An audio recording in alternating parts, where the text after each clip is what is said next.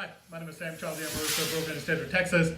Wanted to talk to you about when you are going to be ever decide to build a custom home, buy a builder, and if it's going to be a custom build, there's a few of the pointers what you have to remember in your mind or keep in mind when you're going to be talking to a builder. Don't ever work with a builder without an adequate representation by a real estate agent or real estate broker. It is going to be extremely crucial. There are lots and lots of moving parts. There's multiple inspections which are going to be involved. You have to do 3 inspections, which is going to be pre-pour inspection before the sheetrock is completed, and then final inspection. At the same time, whenever you're going to be talking to the builder, ask them, make sure in the contract there's something called an incremental increase on the cost.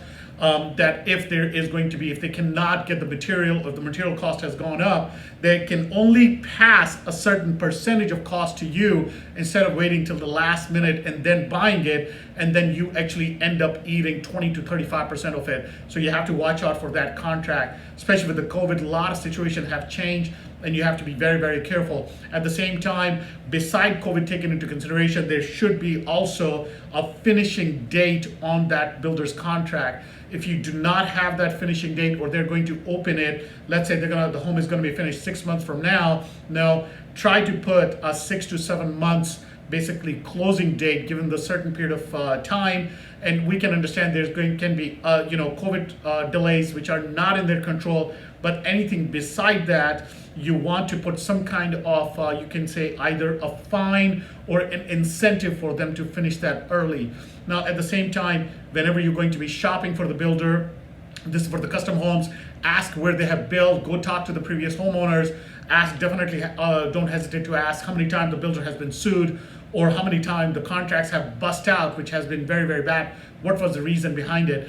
And at the same time, what's going to be refundable, what's not going to be refundable. If you're going to be make any kind of changes, then they're going to be ordering those changes. Are they going to be adding any incremental cost on top of the cost of the product? Let's say, for example, if you're going to be putting a custom refrigerator or a huge refrigerator, sub-zero refrigerator, and it's going to be a refrigerator alone by itself is going to be, let's say, $20,000 or so.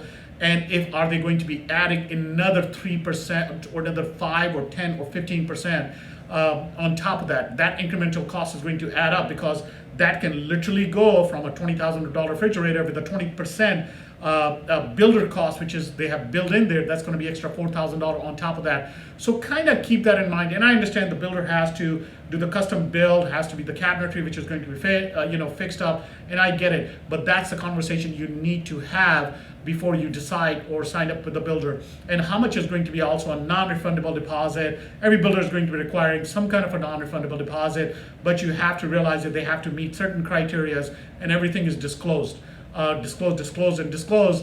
There's always going to be some kind of delays which are going to be coming up. As long as the communication line is open, if there's going to be any kind of a changes which is going to be taking place, just kind of keep in mind. Builders also in the business of, it is a business, they're in the business of making money. That, if you're going to be making any kind of changes, there has to be a certain period of time. You have to give them to adopt that change and to go about it. And that is the best way to have the best builder relationship to build a custom home. If you have any question regarding that, don't hesitate to reach out. My phone number is 832-419-4700. Talk to you then.